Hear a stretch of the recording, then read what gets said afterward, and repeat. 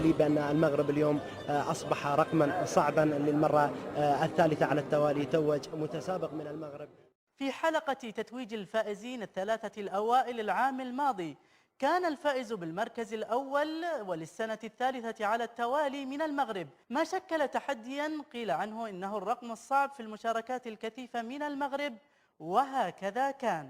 وقد سمعت من طلبة العلم هنا الاهتمام والحمد لله بالعقيدة، والاهتمام بالحديث النبوي، والاهتمام بحفظ القرآن، بل إن من أحسن البلدان الذي يهتم بحفظ القرآن وتلاوة القرآن هو وطن المغرب ومملكة المغرب والحمد لله. وفي المباراة الدولية يتفوقون دائما. أهنئكم بحفظ هذه الرسالة الخالدة. المملكة المغربية أهل جلد، أهل إيمان، من أكثر الشعوب العربية حفظا للقرآن الكريم. الحمد لله هذه الصحوة المباركة الآن في المغرب والرجوع إلى القرآن الكريم والاعتناء به إنما هو صلة للحاضر بالماضي.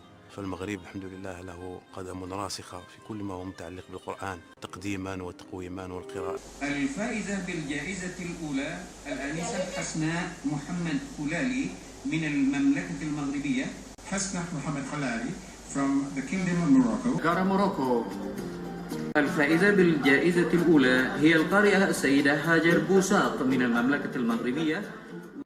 رأت اللجنة أن المترشح الأول للدور النهائي في المسابقة العالمية لتلاوة القرآن الكريم هو عبد الباسط عبد الفتاح وراش من المغرب. الفائز الأول في هذه المسابقة هو محمد أحمد الدويك من المغرب.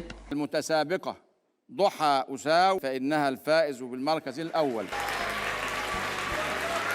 حصل على المركز الأول في مسابقة تيجان النور ذي الجليل بوسكا من المغرب.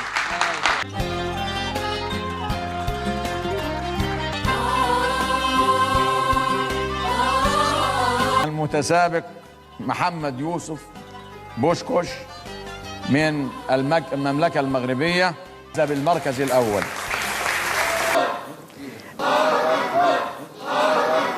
سبحان المعطي الوهاب.